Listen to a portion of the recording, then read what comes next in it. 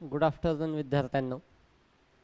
आपण मागच्या 2 दिवसापासून पाहत आहोत की आपण इयत्ता 6वीच्या इतिहास व नागरिकशास्त्र या पुस्तकातले इतिहासाचे पाठ पाहत आहोत.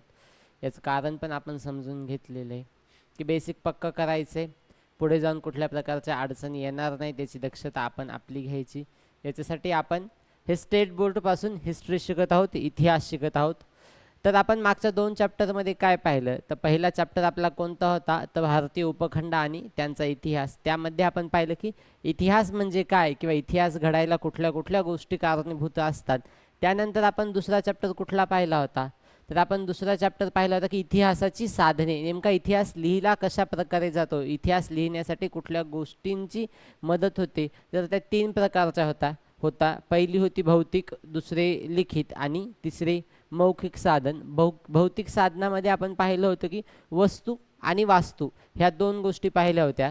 या 2 गोष्टींतून आपल्याला इतिहास लक्षात येतो. आपण लिखितमध्ये पाहिलं होतं की विविध प्रकारचे ताम्रपट असतील किंवा लेख असतील, तर अशा प्रकारच्या लिखित स्वरूपांच्या माध्यमातून आपल्याला इतिहास कळतो. आणि मौखिक साधनांमध्ये आपण लोककला किंवा विविध प्रकारचे गीत गायन असतील किंवा विविध प्रकारचे कहाणी सांगण्याच्या पद्धती असतील, प्रथा असतील, या सगळ्या गोष्टींविषयी आपण पाहिलं होतं. आणि त्यात आपण हे पण पाहिलं होतं की प्राचीन भारतात इतिहास कशा प्रकारे लिहिला जायचा किंवा इतिहास लिहिताना आपल्याला कुठली कुठली काळजी घ्यायची असते हे सुद्धा आपण पाहिलं होतं. तर आपण तिसरा चॅप्टर आज पाहणार आहोत. आपला इतिहासाचा 6वीचा तिसरा पाठ आहे हडप्पा संस्कृती. कुठली संस्कृती? हडप्पा संस्कृती. तर नेमका हडप्पा संस्कृती म्हणजे नेमकं काय आहे किंवा यामध्ये काय सांगितलेले? आपल्या सर्वांनाच माहिती आहे की हडप्पा संस्कृती नेमकी आहे काय किंवा याच्यामध्ये कुठल्या प्रकारचे अवशेष सापडलेले आहेत किंवा ही कशासाठी प्रसिद्ध होती.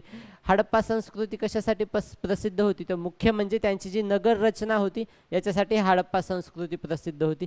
त्यानंतर काय, तर तिथलं जीवनमान, राहणीमान किंवा त्याच्यानंतर आपण पाहायला गेलं तर तिथं पाण्याची व्यवस्था कशा प्रकारे होती, त्या काळात लोक कसे राहायचे, त्यांची वेशभूषा काय, त्यांचा अलंकार पद्धती काय, अशा प्रत्येक गोष्टीसाठी ही हडप्पा संस्कृती प्रसिद्ध होती. ह्या हडप्पा संस्कृतीचा ऱ्हास झाला त्याच्यासाठी सुद्धा कारणे जबाबदार आहेत की नैसर्गिक कारणे असतील किंवा मानवी कारणे असतील. अशा प्रकारच्या कारणांमुळे ही जी संस्कृती होती, हडप्पा संस्कृती होती, की ही लुप्त पावलेली किंवा ही नाश पावलेली.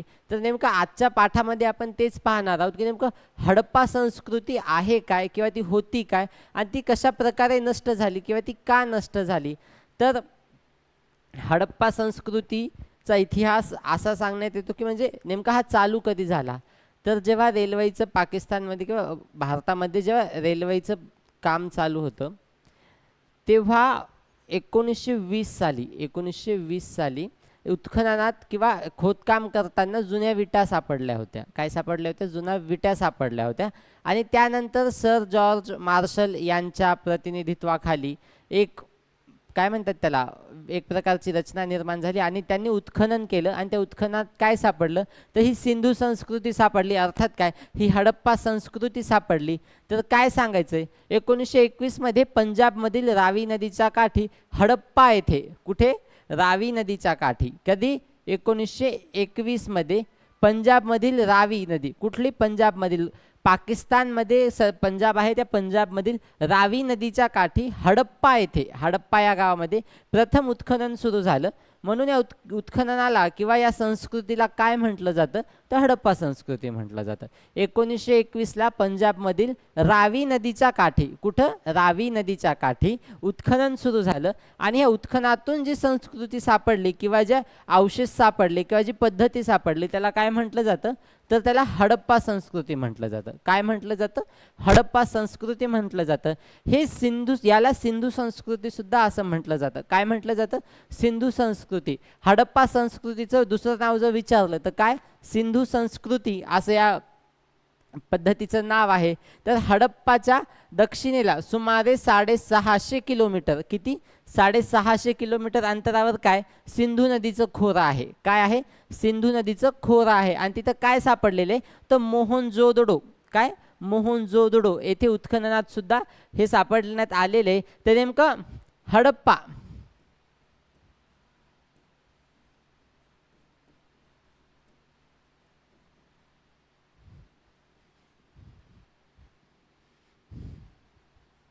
हडप्पा आणि मोहनजोदडो ह्या ज्या दोन नगर रचना असतील किंवा दोन पद्धती असतील किंवा दोन संस्कृती असतील हे आपल्याला या उत्खननात सापडलेल्या आहेत. हडप्पा संस्कृती होती की त्यांची जी नगर रचना होती याच्यासाठी प्रसिद्ध होती, पण हे जे मोहनजोदडो आहे हे कशासाठी प्रसिद्ध होतं तर तिथं जे पाण्याची व्यवस्था व्हायची, कशाची व्यवस्था, पाण्याची व्यवस्था, याच्यासाठी प्रसिद्ध होतं. नेमकं तिथे एका प्रकारचा तलाव होता किंवा एका प्रकारचं काय म्हणतात त्याला, ओढा तर नाही म्हणता येणार त्याला, एका प्रकारचं असं जलतरण होतं.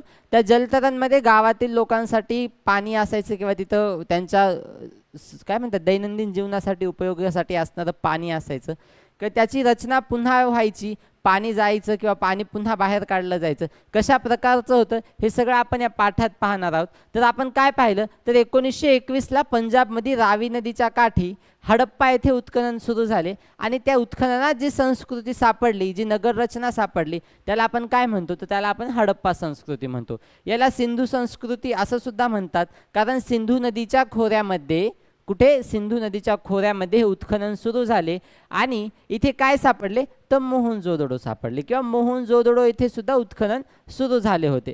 हडप्पा आणि मोहनजोदडो या दोन्ही स्थळांच्या उत्खननातून विविध वस्तू आणि वास्तू यांचे अवशेष सापडलेले आहेत. काय झालेले, विविध वस्तू किंवा अवशेष सापडलेले आहेत. तर नेमकं काय, धोलावीरा, लोथल, कालीबंगन, दायमाबाद, त्याच्यानंतर काय, एक मिनटं, इत्यादी ठिकाणी उत्खननात अशाच प्रकारचे अवशेष सापडलेले. हडप्पा संस्कृतीचे वैशिष्ट्य काय, हडप्पा संस्कृतीचे वैशिष्ट्य काय तर ते आहेत नगर रचना. काय, नगर रचना, तेथील रस्ते, घर बांधणी, सांडपाण्याची व्यवस्था, मुद्रा आणि भांडी, खेळणी आणि मृतदेह पुरण्याची पद्धती. काय, मृतदेह पुरण्याची पद्धती. नेमका हडप्पा संस्कृती होती कशासाठी वैशिष्ट्यमान तर तिथली नगर रचना, तिथले रस्ते, तिथले घर बांधणी, सांडपाण्याची व्यवस्था, मुद्रा, भांडी, खेळणी आणि मृतदेह किंवा दफनविधी करण्याची जी त्यांची पद्धती होती यासाठी ही काय म्हणतात हडप्पा संस्कृती प्रसिद्ध होती. यामध्ये आपण पाहता की इथली घरे किंवा नगर रचना नेमकी कशा प्रकारची होती. काय, घरे आणि नगर रचना कशा प्रकारची होती तर घराचं बांधकाम इथं प्रामुख्याने भाजक्या विटांनी व्हायचं. कसं, भाजक्या विटांनी, ज्या विटा भाजलेल्या असायच्या किंवा भाजलेल्या विटांनी इथले घरं बांधले जायचे. तर तिथल्या घरांच्या आवारात विहिरी, स्नानगृहे, शौचालय असत. काय, विहिरी, स्नानगृहे, शौचालय असत. इथून 3000 वर्षापूर्वी म्हणा किंवा 2000 वर्षापूर्वी म्हणा त्या काळात ह्या सर्व प्रकारच्या फॅसिलिटीज होत्या. त्या काळात अशा ह्या कामांसाठी, आंघोळीसाठी म्हणा, शौचालयासाठी म्हणा एक जागा होती किंवा त्यांनी तेव्हा तसा विचार केला होता की कुणाला कुणाचा त्रास होऊ नये, म्हणून त्यांनी काय केलं होतं तर स्वतःच्या घराच्या आवारामध्ये, आपल्या इकडे पण बऱ्यापैकी घराच्या अंगणात मोहरी असती किंवा नहाणी असती अशा प्रकार, तर त्याच पद्धतीनं की ते स्नानगृह आणि शौचालय तर अशा प्रकारे असतात देवाभाऊ. त्यानंतर आपण पाहता की इथं जे तिथं मुद्रा आणि भांडी, हडप्पा संस्कृती फक्त नगर रचनेसाठी प्रसिद्ध नव्हती तर तिथं जी मुद्रा होती किंवा तिथं जी भांडी होती याच्यावरून सुद्धा ती प्रसिद्ध आहे. तर त्यामध्ये नेमकं काय सांगितलेले हे पहा की हडप्पा संस्कृतीच्या मुद्रा प्राधान्याने चौरस आकाराच्या, किती, चौरस आकाराच्या स्टिएटाईट नावाच्या, कुठल्या दगडापासून, स्टिएटाईट नावाच्या दगडापासून बनवल्या जात. त्या काळातल्या ज्या मुद्रा होत्या का त्या चौकोनी आकाराच्या होत्या आणि स्टिएटाईट नावाचा जो पाषाण आहे किंवा जो दगड आहे त्या दगडापासून ह्या बनवलेल्या जात असत.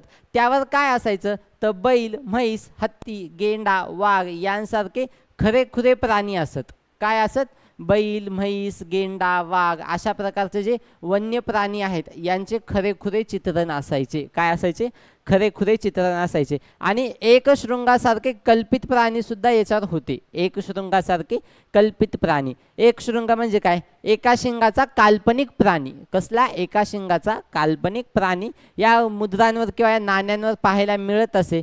नेमके त्याच्यानंतर काय सांगितलेले की इथे जे महास्नानगृहे होते, काय काय महास्नानगृह होते, कुठलं होतं, मोहनजोदडो.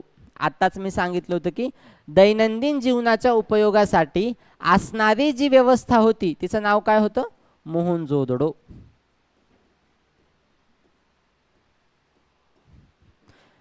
तर एक प्रशस्त स्नानगृह होतं मोहनजोदडो. काय होतं? एक स्नानगृह होतं, एक मोठ्या प्रकारचं स्नानगृह होतं. या महास्नानगृहातील स्नानकुंड जवळपास 2.5 मीटर खोल होतं. किती? 2.5 मीटर खोल होतं आणि त्याची लांबी सुमारे 12 मीटर होती. किती? 12 मीटर. आणि रुंदी किती होती? तर 7 मीटर होती. किती? 7 मीटर होती. पाणी झिरपून जाऊ नये याच्यासाठी ते पक्क्या विटांनी बांधलेलं असायचं. पाणी झिरपू नये किंवा ते जे स्नानगृह आहे त्याच्यामध्ये जे साचलेलं पाणी आहे किंवा त्याच्यामध्ये सोडलेलं जे पाणी आहे ते झिरपून जाऊ नये आणि पाण्याची जी दुर्व्यवस्था होईल ते होऊ नये याच्यासाठी काय केलेलं होतं? तर ते पक्क्या विटांनी बांधलेलं होतं. कसं बांधलेलं होतं? पक्क्या विटांनी बांधलेलं होतं. त्यानंतर इथले लोकजीवन कसं होतं ते आपण पाहता. हडप्पा संस्कृतीचे लोक मुख्यतः शेती करत होते. काय करायचे? शेती करत होते. कालीबंगन येथे, कुठे? कालीबंगन येथे नांगरलेल्या शेताचा पुरावा मिळालेला आहे. कुठे? कालीबंगन येथे नांगरलेल्या शेताचा आपल्याला पुरावा भेटलेला आहे. तर गहू, सातू अशी तिथं त्या काळात मुख्य पिके होती. त्या काळातले मुख्य 2 पिके कोणते? तर गहू आणि सातू, अर्थात काय? बार्ली. सातूला काय म्हणतात? बार्ली. अशा प्रकारचे पिके होते. राजस्थानमध्ये सातूचे पीक, तर गुजरातमध्ये नाचणीचे पीक होते. राजस्थानमध्ये कुठले पीक होते? सातूचे. आणि गुजरातमध्ये कुठले पीक होते? तर नाचणीचे पीक होते. तसेच वाटाणा अर्थात वटाणा, तीळ, मसूर इत्यादी पिके सुद्धा काढली जात होते. हे जे वटाणा, तीळ आणि मसूर अशी जी पिके त्या काळात घेतली जायचे. त्या काळातल्या लोकांना कापूस सुद्धा माहिती होता. त्या काळातल्या लोकांना कापूस सुद्धा माहिती होता. कारण तिथे उत्खननात जे पुतळे मिळालेले आहेत किंवा त्यांच्या मुद्रांवरील जे चित्र आहेत त्या मुद्रांच्या किंवा त्या पुतळ्यांच्या अंगावर असणारी जी वेशभूषा आहे ती कापसापासून तयार झालेली असावी असं सांगण्यात आलेलं आहे. त्यामुळे त्या काळातल्या लोकांना कापूस सुद्धा माहिती आहे असं सांगण्यात येते. इथे व्यापार कशा प्रकारे चालायचा? काय व्हायचं की ते व्यापार कशा प्रकारे चालायचा?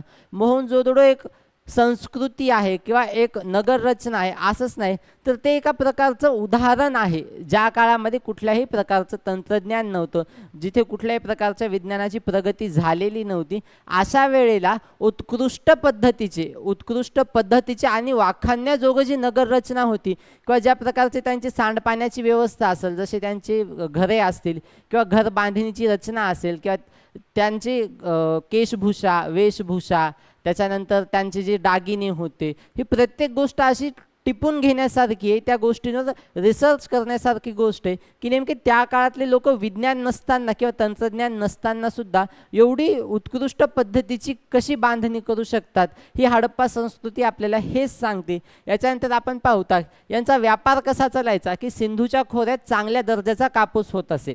सिंधू नदीच्या खोऱ्यात, कुठल्या? सिंधू नदीच्या खोऱ्यात इथे चांगल्या प्रकारचं कापसाचं उत्पादन होत असे. पश्चिम आशिया, दक्षिण युरोप आणि इजिप्त या प्रदेशांना निर्यात होत असे. इथे पिकलेला कापूस किंवा ह्या सिंधू नदीच्या खोऱ्यातला जे चांगल्या दर्जाचा जो कापूस आहे तो कुठे कुठे जायचा? तर दक्षिण युरोप, पश्चिम आशिया आणि इजिप्त यासारख्या प्रदेशांमध्ये जायचा. सुती कापड देखील निर्यात होत असे. कुठले कापड? सुती कापड सुद्धा निर्यात होत असे. इजिप्तमध्ये मखमलीचे किंवा मलमलीचे कापड, कुठले? मलमलीचे कापड हडप्पा संस्कृतीचे व्यापारी पुरवत असत. हडप्पामधले जे व्यापारी होते ते इजिप्तला काय पाठवायचे? तर मखमलीचे कापड किंवा एक मलमल असतो जो कापडाचा प्रकार असतो, त्या मलमलीचे कापड ते पाठवायचे. काश्मीर, दक्षिण भारत, इराण, अफगाणिस्तान, बलुचिस्तान येथून चांदी, जस्त, मौल्यवान खडे, मानके, देवदार लाकूड इत्यादी वस्तू आणल्या जात. काश्मीर, दक्षिण भारत, इराण, अफगाणिस्तान, बलुचिस्तान येथून चांदी, जस्त, मौल्यवान खडे, मानके आणि देवदार लाकूड इत्यादी वस्तू आणल्या जात. याच्यात काय सांगितलेलं आहे नेमकं की इथं जो व्यापार व्हायचा तो फक्त कापसाचाच होत नव्हता किंवा तल्लम कापडाचा किंवा मलमल कापडाचाच होत नव्हता, तर काय व्हायचं?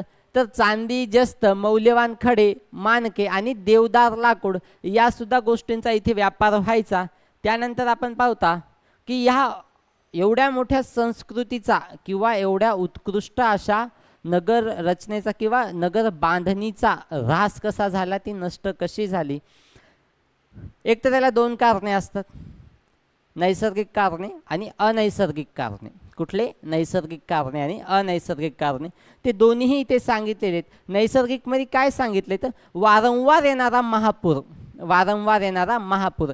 त्यांनी त्यांच्या नगराभोवती भलेही तटबंदी बांधलेली असेल तरी त्या काळात येणारा महापूर त्या तटबंदींना तटबंदी रोखू शकत नव्हत्या किंवा त्या महापुरांना थांबवू शकत नव्हत्या. त्याने काय व्हायचं, पाणी गावात घुसायचं आणि गावातले लोक पाण्यामुळे मरण पावत.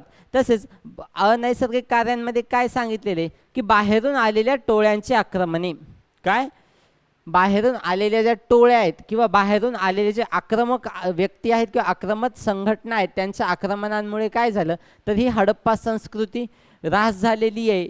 तसेच व्यापारातील घट यासारख्या गोष्टी हडप्पा संस्कृतीचा ऱ्हास होण्याची कारणीभूत ठरलेली आहेत.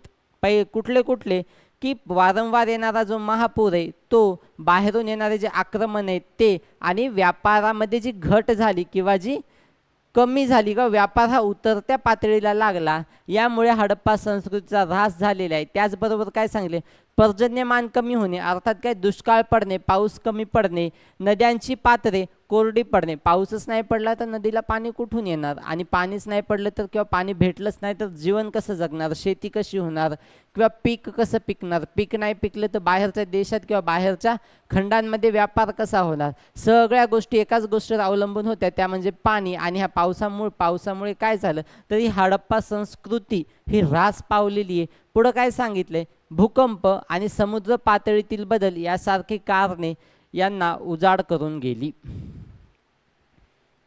काय सांगितलेले की समुद्राची जी पातळी आहे ती वाढणे, त्याच्यानंतर काय तर दुष्काळ पडणे, भूकंप यांच्यामुळे जो प्रभाव पडला तर तो कोणावर पडला तर तो हडप्पा संस्कृतीवर पडला. कशावर पडला? हडप्पा संस्कृतीवर पडला.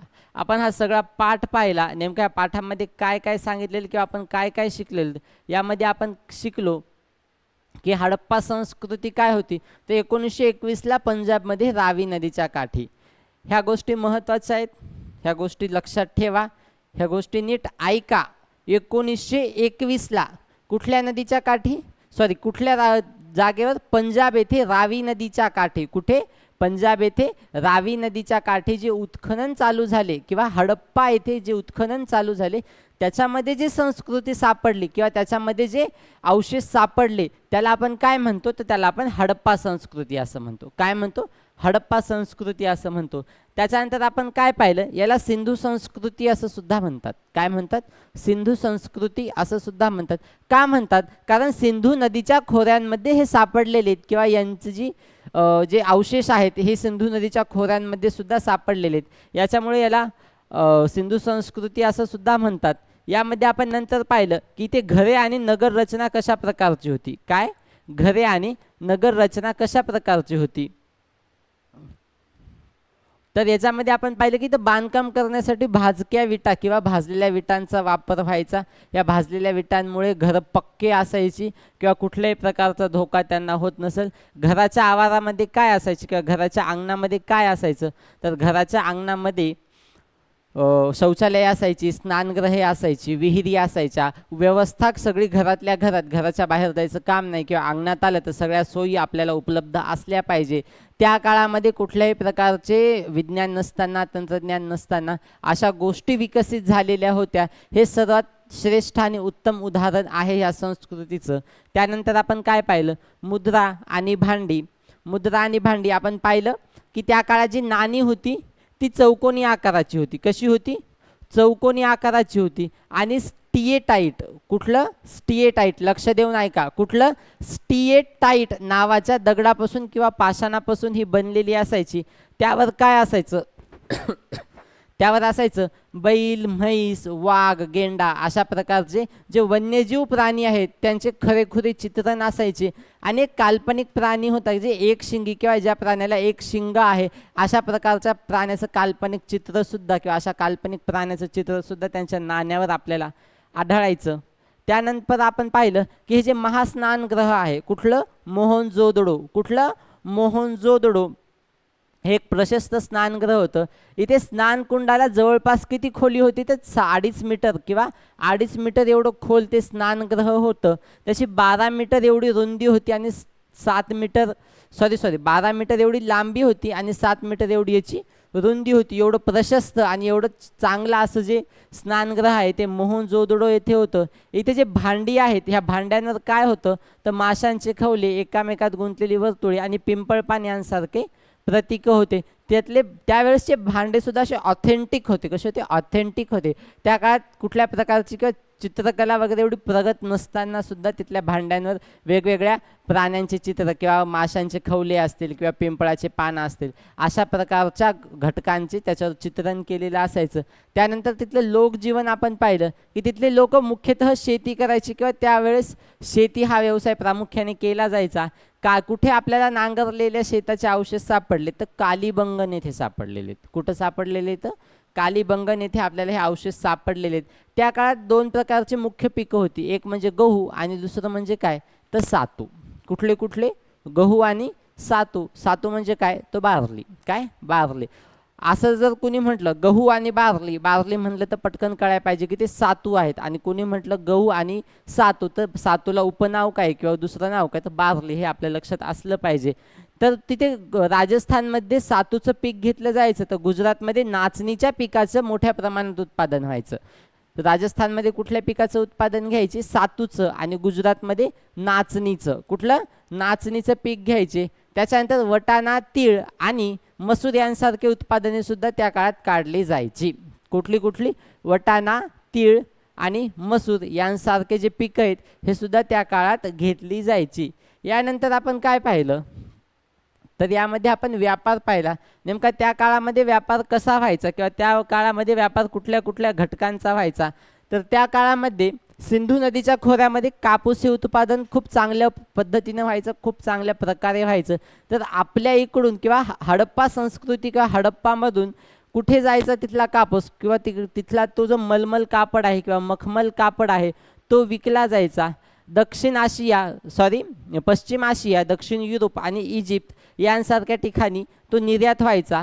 सुती कापडसुद्धा निर्यात केलं जायचं. आणि इजिप्तमध्ये कुठं? इजिप्तमध्ये जे मलमलीचे कापड आहे जे हडप्पा संस्कृतीचे जे व्यापारी आहेत ते तिकडे पाठवत होते. त्यानंतर आपण काय पाहिलं तर काश्मीर, दक्षिण भारत, इराण, अफगाणिस्तान, बलुचिस्तान येथे काय व्हायचं तर चांदी, जस्त, मौल्यवान खडे, मानके, देवदार लाकूड इत्यादी वस्तू आणल्या जायच्या. त्यानंतर आपण काय पाहिलं की नेमकं ही जी संस्कृती आहे याचा ऱ्हास व्हायचं कारण काय तर याची 2 कारणं आहेत. एक नैसर्गिक कारणे आणि एक अनैसर्गिक कारणे. नैसर्गिक कारणांमध्ये काय सांगितलं की त्या काळात येणारे जे वारंवार महापूर होते त्या काळात जे नगराच्या आजूबाजूला जी तटबंदी बांधलेली असायची त्या तटबंदीवरून किंवा त्या तटबंदीला ते पुराचे धक्के सहन नाही झाले त्यामुळे गावात पाणी घुसायचं आणि ते जे गावं आहे ती वाहून जायची. त्यानंतर आपण पाहिलं की जे बाहेरचे आक्रमक टोळके असायचे किंवा ज्या टोळ्या असायच्या त्या आक्रमण करून हे संपूर्ण गावात ते गाव उजाडून टाकायचे, गावं लुटायचे. त्यानंतर आपण पाहिलं की भूकंप, समुद्र पातळी जी सारखी बदलली जायची ते एक कारण.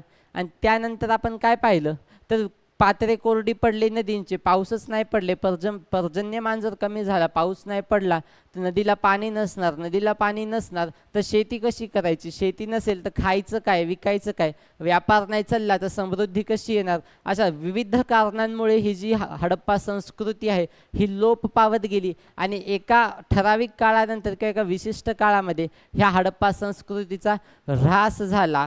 तर आजच्या पाठांमध्ये आपण हेच पाहिलं. आजच्या पाठामध्ये आपण काय पाहिलं तर हडप्पा संस्कृती काय होती, कशी होती किंवा तिथं कुठल्या प्रकारचे वैशिष्ट्य होते आणि ती ऱ्हास कशी झाली हे आपण पाहिलं. याच्यानंतर आपण पुढचा चॅप्टर पाहू.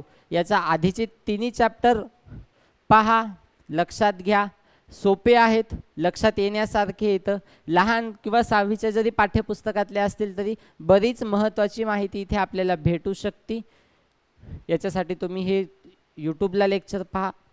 त्याच्यानंतर तुम्ही तुमचे रिव्ह्यूज सांगू शकता. कळालं नाही कळालं हे तुमच्या हातात आहे. So thank you.